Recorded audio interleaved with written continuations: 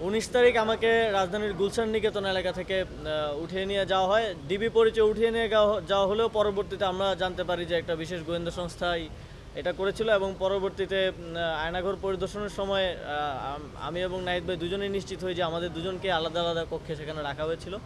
সেখানে আমাকে প্রথমত একটা ভিডিও বার্তা দেওয়ার জন্য চাপ প্রয়োগ করা হয় আন্দোলন প্রত্যাহার পূর্বক। সেটা দিতে সে সময় রাজি না হওয়ায় পরবর্তীতে আমাকে ইনজেকশন পুশ করে অজ্ঞান করে রাখা হয়। পরবর্তীতে যখন গণস্বাস্থ্য নগর হাসপাতালে আমি ব্লাড টেস্ট করি তখন ডাক্তাররা নিশ্চিত করেন যে প্যাথিডিন পুশ করা হয়েছিল এবং সে সময়টা অজ্ঞান করে রাখা হয়েছিল। পরবর্তীতে 24 তারিখ আমাকে সেখান থেকে ছেড়ে দেওয়া হয়। আপনারা জানেন তারপরে ঘটনা আমি গণস্বাস্থ্য নগর হাসপাতালে চিকিৎসা নিতে ভর্তি হয়েছি। 18 তারিখ থেকেই সেতু ভবন সহ বিভিন্ন স্থাপনায় আগুন লাগিয়ে সেই আগুন লাগানোর দায় আন্দোলনকারীদের উপর চাপিয়ে দেওয়া হয়েছে, চাপিয়ে দেওয়ার চেষ্টা করা হয়েছে।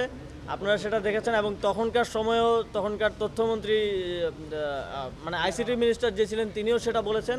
পরবর্তীতে বিভিন্ন মাধ্যমে আমরা নিশ্চিত হয়েছি এবং আন্দোলনের সময় আমরা এটা বুঝতে পেরেছি যে তারাই সরকারের পৃষ্ঠপোষকতায় এই স্থাপনাগুলোতে আগুন লাগানো হয় এবং তার দায় আন্দোলনকারীদের উপর চাপিয়ে দিয়ে সে সময় এক ধরনের ধরপাকড় এবং গ্রেফতার ব্লক রেড দিয়ে গ্রেফতারের কর্মসূচি চালানো হয়েছে। একটা মাইল ফলক পর্যায়ে গিয়ে পৌঁছেছে, তাদের বিরুদ্ধে গ্রেফতারি পরোয়ানা জারি করা হয়েছে।